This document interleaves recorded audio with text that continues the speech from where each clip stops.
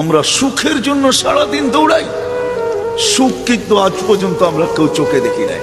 দেখছেন না? নারী বলবে না পুরুষ বলবে, না সন্তান বলবে না বাবা বলবে। কেন জানেন?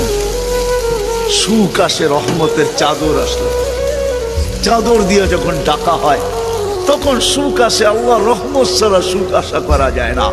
আর আল্লাহর রহমত মুহাম্মদুর রাসূলুল্লাহ ছাড়া পাওয়া যায় না, না না না না না।